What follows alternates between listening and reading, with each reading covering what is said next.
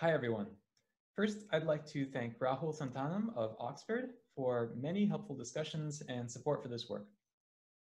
This is a long title, so I'd like to begin with games and games against nature. So the games that we study are going to be described as two-player games in which players P1 and P0 take turns choosing binary or Boolean moves, x1, y1, x2, y2, and so on, for some number k of alternating rounds. The outcome is going to be given by a payoff function describing for any sequence of possible moves what payoff the first player receives at the end of the game. So this is assumed known to the players who are playing, but we can still talk about the computational problem where we are given f and are asked to determine the value of this game for player 1. And typically we're given f succinctly as a small circuit or similar, but you can study the black box problem as well. In the traditional adversarial version of this problem, we have a zero-sum game, so the payoff is coming from player 0, who therefore wants to minimize the payoff to player 1. And so it's natural under optimal play to define the value as this alternating maximization and minimization expression, or in terms of or and and. So in terms of computational complexity, it's p-space complete to determine this value if f is succinct. And moreover, it seems to need time which is exponential in the number of moves to evaluate. But we can at least do better than pure brute force. So Sneer, building on earlier pruning techniques, showed, and Sachs-Vigderson optimized the analysis, that we can evaluate with significantly less than 2 to the n randomized queries. So we get what you could call an exponential savings, albeit still an exponential time algorithm. So it's simple, elegant, recursive, and randomized, and this is part of the bedrock for classic game tree search. This is also the best you can do, at least for general black box algorithms. So we understand the situation well. But our study today will be the case where player 1, as before, is choosing moves to maximize the desired payoff. But now player 0 is playing completely at random, and we'll say uniformly at random. This is, we could think of it as an indifferent nature, following Papadimitriou, who studied the complexity classification of such problems. And this framework can model ongoing interaction with physical or other systems when we at least have some reasonable statistical description of the system. We also assume a kind of observability of the system so that player 1 can see player 0's moves. And the uniformity assumption is somewhat less restrictive than it might appear because uniform distributions can be used to sample other distributions, as we know. So this is a fairly flexible framework for decision-making under uncertainty. Now, the value is naturally expressed as an alternating maximization and expectation or averaging formula, differing from the previous one. And I want to emphasize that player 1 now is playing in such a way as to try to take full advantage of the assumption that player 0 is playing uniformly at random. So games that were previously not winnable become winnable with high probability, possibly. And player 1's optimal strategy should take that into account and try to maximize the expected payoff. So these game values are also p-space hard to compute in general, and even to do so approximately, to within plus or minus 0.1, say. This follows from taking the interactive proofs perspective on such games and from the well-known IP equals p-space result of these authors. So this type of alternation has been studied in several overlapping research areas, and the best understood model for algorithmic positive results is that of Markov decision processes. So in such a process, you assume that there's some kind of underlying system state from a state space that is not too large if we are to have strong algorithmic results. And then the state evolves in some way, perhaps probabilistically, with the use of the player's moves. So influenced by the player's moves. And the player one is receiving some incremental ith payoff as a function of the current state. And the total payoff is the sum of these. Now, for such problems, such structured games, you can use dynamic programming and get efficient solutions to compute these values. Now, when f is given by a Boolean formula, this problem is rather more flexible and expressive, and it's known as stochastic satisfiability. And Littman, Majercik, and Pitassi give an improved algorithm, not for the fully alternating case, but for cases of alternation of player moves where there are not too many distinct player one strategies. So if most of the player one moves are clustered towards the beginning, this may obtain.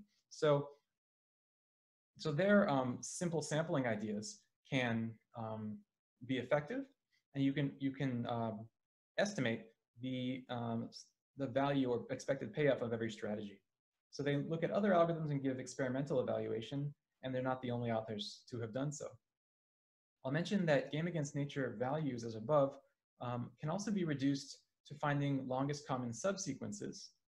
This was shown by Abud and Rubenstein, and also to longest increasing subsequences. But while we know interesting algorithms for these problems and approximation algorithms, which are relevant, they're not enough to yield improvements for the fully alternating games against nature that we study. They don't yield an interesting result in such cases. So it has remained open from these works whether there is some algorithmic improvement which is akin to and somewhat resembles that of Sneer and Sachs-Wigderson for these games against nature.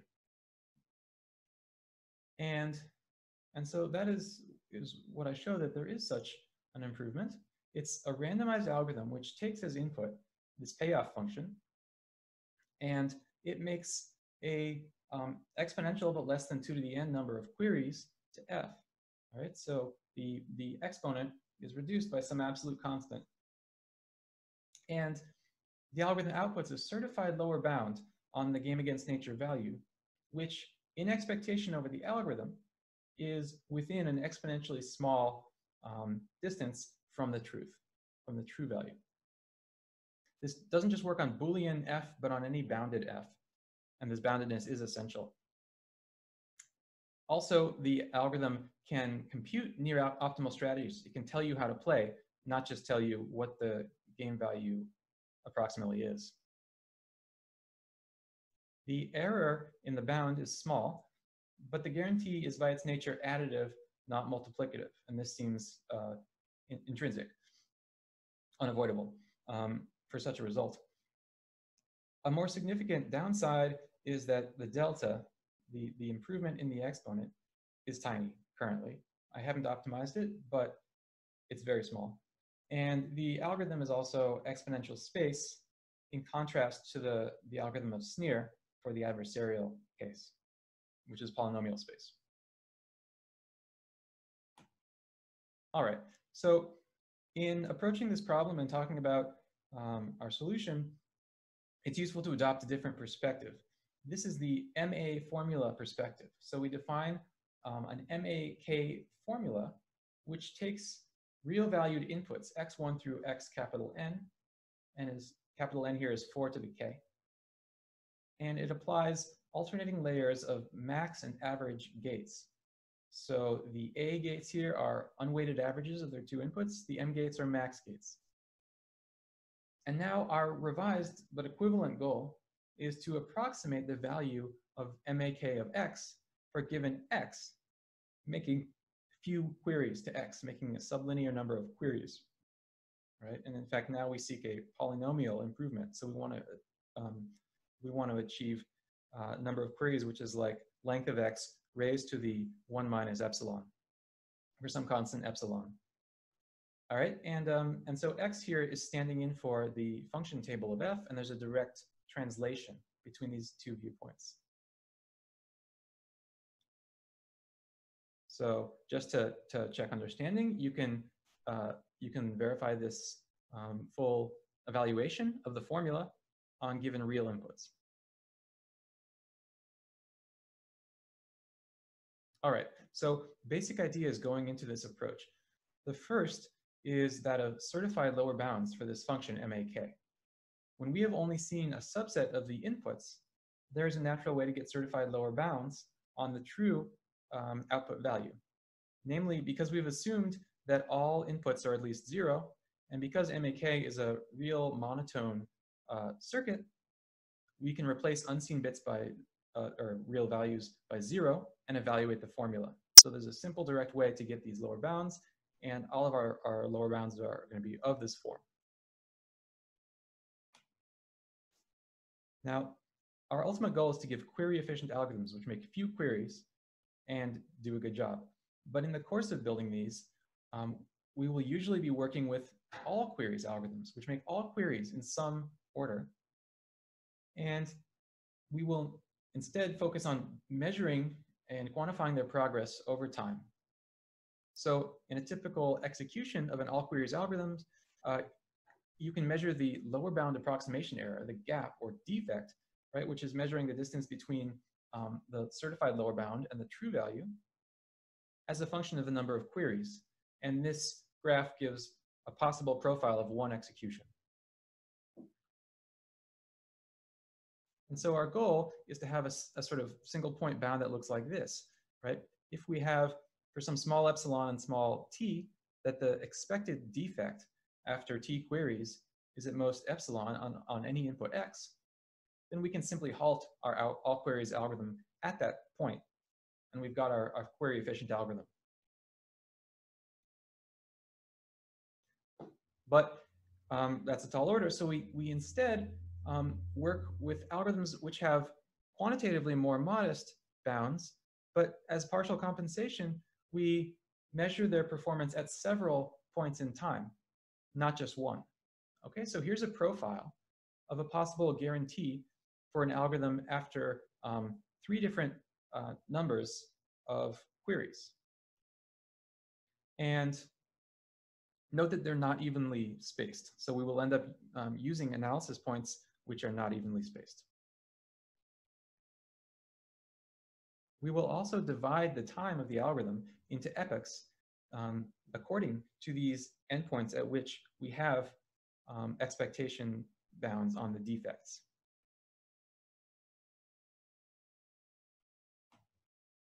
All right, so our main approach is recursive, like that of Sneer and Sachs-Peterson, but the form of recursion differs.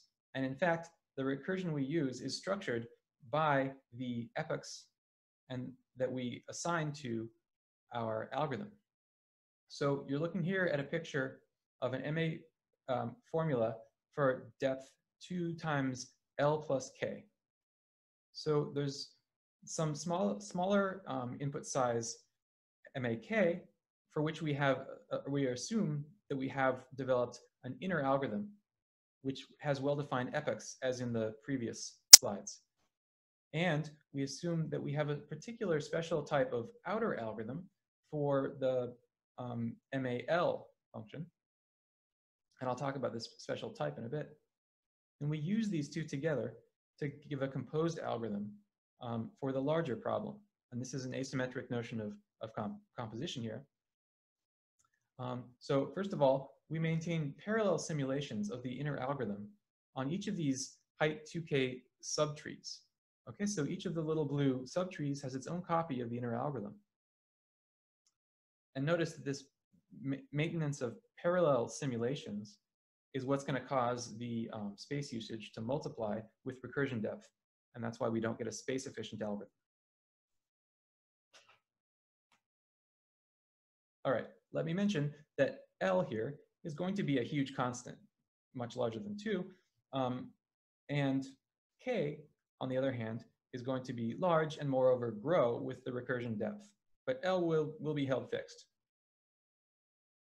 And doing this with a smaller value of L would actually improve the quantitative aspects of the work, would improve the delta appearing in the speed up. All right, so the composed algorithm's work is broken into subphases. in a basic step or subphase, we use the outer algorithm to choose a next index of a subtree.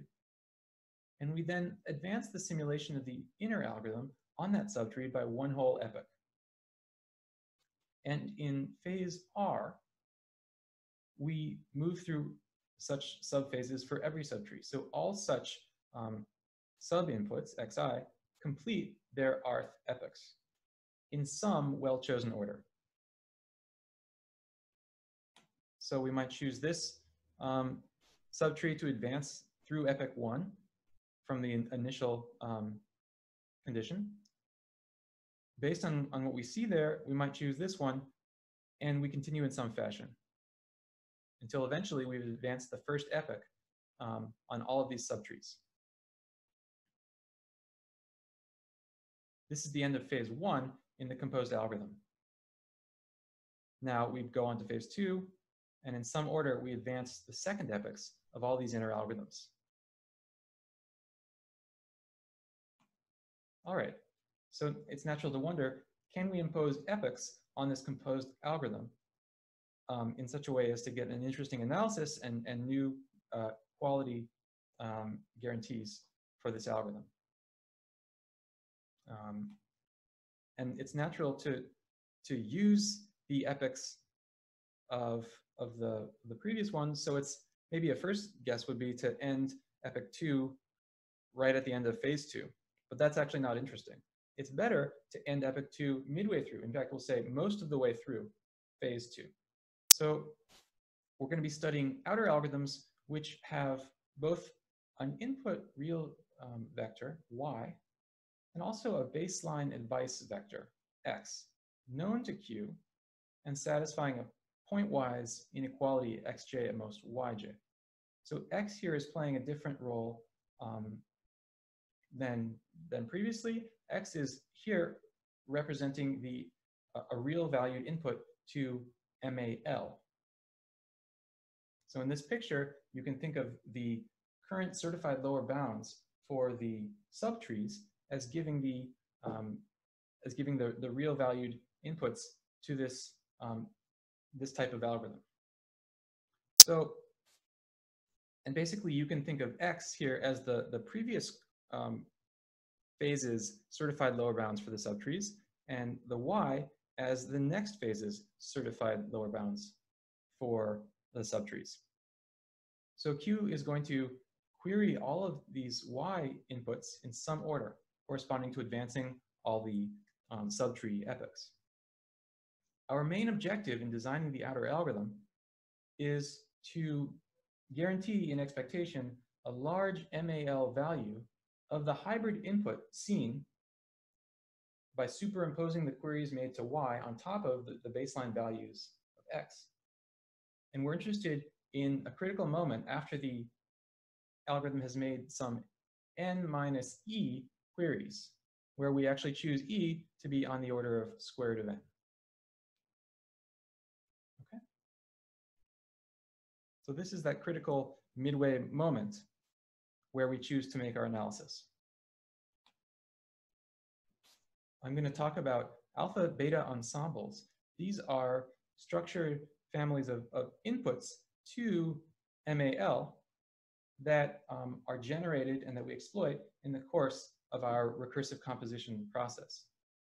So here, X and Y are two vector valued random inputs. Each coordinate xj and yj is independent of the other coordinates, corresponding to the fact that we use fresh randomness on each subtree. And in expectation, both xj and yj are somewhat close to a true value, zj. So our interpretation is that xj is the certified lower bound or approximation after at some epoch r, and yj after the next epoch on the jth subtree. All right, so beta is less than alpha because the defect bounds in expectation, that the expected defect bounds get progressively better. Okay, so we will say that Q is a steepener, and this is our key notion of goodness for the outer algorithm that we want to achieve. For some fixed n equals 4 to the L, a constant, if for any such alpha, beta, and such ensemble of inputs, we have that in expectation, the certified lower bound after these n minus e queries is within a certain quantity of the MA value on Z. Okay, and this expectation is over both the random variables x and y and the algorithm Q. Now, because we are advancing these computations between their, on the subtrees, between their rth and their r+1 epoch, which have respective expected defect bounds alpha and beta, it's natural to expect a kind of interpolation between those values for this critical moment in time. And the guarantee that we're expressing here is just slightly better by some absolute constant c than the one that you would naively expect to be able to obtain and that is obtainable easily. All right, so in the application of this concept to our recursive process, let me ask, how does the defect, do the defect bounds assumed for our inner algorithm for MAK induce new ones for the larger input size? So here's a possible profile, again, for our algorithm for MAK. Well, first, to facilitate comparison, we move to fractions of queries. Because the input size is growing, let's normalize and look at fractions. Again, it's natural to expect an interpolation on the basis of how we run our recursion and where we define our epoch end markers for the composed algorithm. So it's natural to expect new points like this and new fractions associated.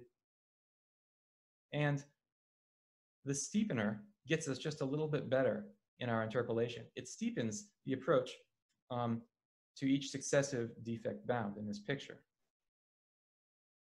And so we have these new epsilon primes given by this improved interpolation. And the old ones disappear. This is our profile for the composed algorithm, and it has one more point of analysis. All right, so in this work, we essentially give such a steepener for sufficiently large n. And the catch is that as far as I know, and I believe this is essential, the bounds that we assume on the expected distance between the value xj and this true value zj, this gap needs to be small, not just in expectation, but with high probability and with a concentration property. So we need to replace these assumed bounds with moment bounds of the following exponential form. All right, where S is a parameter governing the strength of the concentration. And what we need in the assumption for the input ensemble XYZ is that the S associated with X and Y needs to be sufficiently large compared to the gap alpha minus beta. So S times this gap should be at least a large constant. But as partial compensation, and this is crucial, the parameter given by the conclusion to the Steepener guarantee is going to be larger than S by an order root n factor. Okay, so the estimates made by this recursive algorithm get progressively more concentrated at higher levels of recursion depth. And this is, you know, a useful and usable insight into how the algorithm actually works and succeeds. So the Steepener query order is semi-random, and in fact, it's almost entirely non-adaptive. It makes just one adaptive query at the critical step, n minus e. So its critical query, after which we measure how well it's doing, is the only one that uses some intelligent idea, and it's structured and focused to choose between just two options, querying yi and querying yj. And typically, at most, one of these queries is going to raise the MAL value of the hybrid input. So to help us distinguish which of these two queries is more promising, I'm just going to, motivate the picture for the full Steepener algorithm, whose actual definition and analysis are involved. But the core thing is to study first the general effect of coordinate decrements on an MAL formula, and to get some useful ideas about it. So we study this situation where you can think of U here as ultimately going to be the hybrid input for right before the critical query. But think of U as being decremented to some U prime by a reduction of the coordinate input value on the ith coordinate. Okay, so definitions. Let us say that the path pi to input coordinate I is dominant for a particular max gate through which it passes, if it passes from G to G's larger input value on U. And a totally dominant path pi is one where this holds for all G along that path.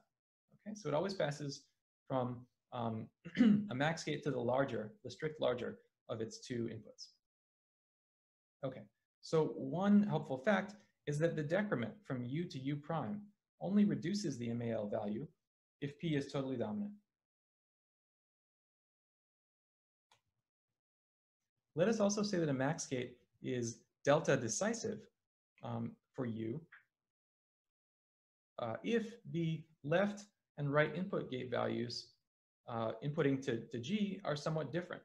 If in magnitude they're at least delta times a normalization factor apart.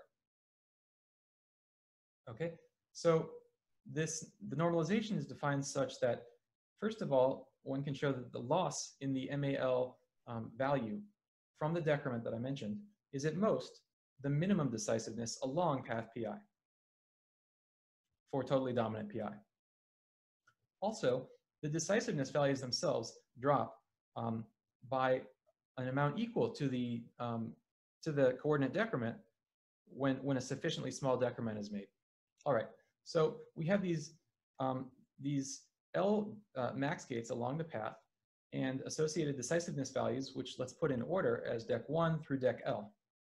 So we compare the minimum such value, dec 1, which could appear at various places on the path, but we compare it to the near median value, say the 0.4 L value in order. And we say, how different are these? Well, and we do a case-wise analysis. If this gap between the two is significant, if it's on the order of the minimum decisiveness, then we get a certain win-win for this decrement that I mentioned. Either at least a 0.6 fraction of the max gates along this totally dominant pi remain dominant after the decrement, or the loss in MA value from this decrement is significantly less than the kind of worst case you could expect, which is this quantity here. And these are both nice. Option 1 leaves a trace along this path that marks it as special in some significant way, because most paths through the tree are dominant only at about half of their max gates, just by simple reasoning. Whereas option 2 may not leave a special trace, but on the other hand, it gives us a free pass. It gives us a reason why failing to query coordinate I in our application is less bad than it might otherwise be, because not too much MAL growth would be attributable to that query. All right. So on the other hand, if the gap between these minimum and near median decisivenesses is small, and also if this holds for most totally dominant paths for U, then for most such I, we get 3 possibilities. Either we have the same kind of mark of specialness as before, or we have the same kind of free pass as before, or there's another type of special trace that might have to be left behind instead, which is that after the decrement, pi has many pendant max gates hanging off the path adjacent to it, whose decisiveness values are all similar to each other. And these are all much larger than those appearing on the non-dominant gates of the path under the revised decremented input U prime. Okay, so that's, you know, a bit to digest, but it's a specific mark of specialness in terms of these concepts that we've discussed. All right, so this is a win-win-win. And we use analysis of random walks in kind of guaranteeing this type of trichotomy. So pictorially, the purple space is the set of all totally dominant paths with respect to this U. And if most of them have some associated green decisiveness value that recurs a lot along these paths, then in fact there's some pervasive common value appearing on most of these paths. All right, and the green value is common between these paths. And then for a typical path, which is totally dominant for U, not only does this value, this decisiveness value recur along the path, but it hangs off of the path many times. And then these values are preserved upon decrementing the ith coordinate, and you can look for some of the special signs that I mentioned, and you know, an analysis of exactly what's going on in this decrement will give you this kind of trichotomy. So the Steepener algorithm on this critical query to either yi or yj basically looks for signs that the path I is special on the current hybrid input according to the notions of special that we've gestured at. If it is, we choose I for our query, otherwise default to j. So of course, there are details and you know, and complications along the way. And let me also just briefly say that the moment bounds, boosting from the expectation bounds that we started with, help us significantly in executing this kind of disjunctive win-win analysis. All right, so I'll wrap up. Games against nature are an expressive model of decision-making under ongoing or persistent uncertainty when we have some reasonable statistical model of how the system is behaving. We give an exponential savings in the natural case of fully alternating binary moves. And of course, there are many avenues for improvement, either quantitatively in the speed up amount, in the search for a space efficient analog to this result. And I would hope in finding other applications of the algorithmic and analytic techniques used here. So thank you for listening.